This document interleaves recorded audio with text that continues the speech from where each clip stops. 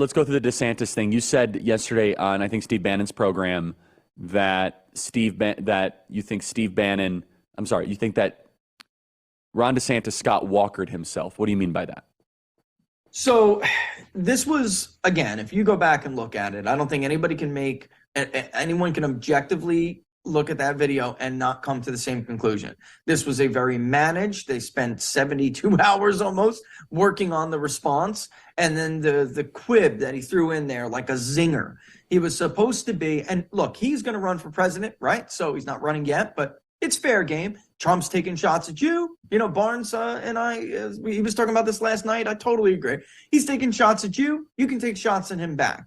But if you want to explain to the Republican voter that you're serious and you understand where we are right now as a country, what we're facing, that this is I hate to use this word, but that this is a war for the soul of the country, then you need to be more serious than this. And Ron DeSantis could have had a big moment yesterday. Even though he waited, which he should not have, he could have had a big moment. That was a canned, very Scott Walker-like response. For those who don't know what I'm talking about, second presidential debate.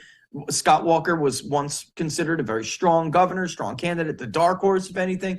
And he killed himself 48 hours after he made that. Mr. President, we don't need an apprentice in the White House, courtesy of George Will's wife, who he handed his campaign to, and she ran it in the ground. Very much, by the way, the same group of people, the Paul Ryan consultant class that now surround Ron DeSantis. So it shouldn't surprise anybody that the kind of content you're getting out of Ron DeSantis is what we saw from Scott Walker. Republican voters recoiled from that, even though at that time they weren't sure yet, and definitely not all of them, we're not sure yet what to make of Donald Trump. But what they saw with Scott Walker was that he was trying to be somebody he wasn't, because he was listening to consultants, and Donald Trump was being authentic, being who he was. And what Ron DeSantis did yesterday was come out and be somebody that the voters did not think Ron DeSantis was. And authenticity issue is... and I'll just be honest, Ron DeSantis' path towards the Republican nomination is closing quickly. I think it's basically, the betting market should have Trump at 99%. Do you agree? Without a doubt, Charlie. I would love to go through some of these demographics. I don't know how much time we have, but... You got a couple minutes. Do it quick, because I want to get to other candidates just for interest of garden variety, but please continue. Anyone who wants to beat Trump in a Republican nomination has got to break his 30-plus point stronghold lead on non-college voters in the Republican primary. They will dominate a Republican primary. Even post-grads, Trump now leads with again in our polling. Four-year college grads, surprisingly, are a little bit closer. But the bottom line is DeSantis basically forfeited what base he was trying to create. And then the younger voter, Charlie, you would love this. The 18 to 24 Republican voter is a Trump or bust voter. 25 to 29, Trump or bust.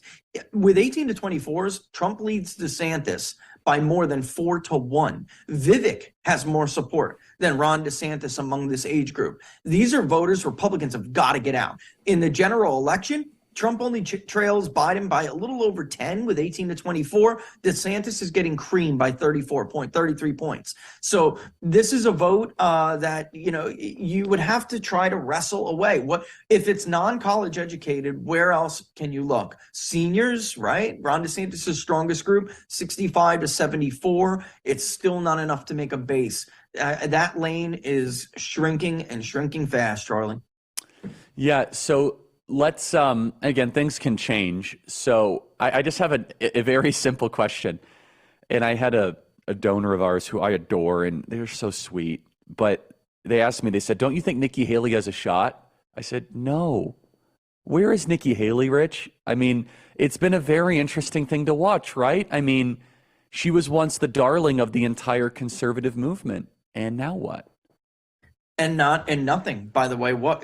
Go look at her Twitter account right now. Go to her press office. What are they talking about? They're hitting Ron DeSantis over him saying it's a territorial dispute in Ukraine. She hasn't made a peep. And by the way, you got to give it to Vivek, who was smart. He knew that, she is taking a lane all of her own, but he knew that Ron DeSantis was trying to walk a tightrope, doing this tightrope act where I kind of want Trump to be damaged politically by these indictments. That is the pitch he's been making to donors. I'm just going to say that out loud because it's true. But he can't let the Republican voter know that. And Vivek is over there shaking the rope, inviting Nikki and Ron to come and have a press conference with him. And Ron just boffed it. But Nikki Haley was too busy talking about Ukraine. I mean, she's at like 6 or 7%, Charlie. I mean, at this point, I don't know where she plans on breaking through. There's just that party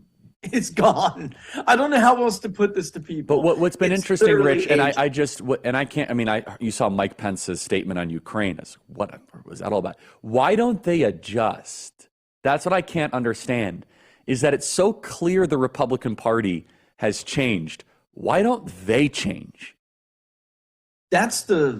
Forget about it's perplexing, right?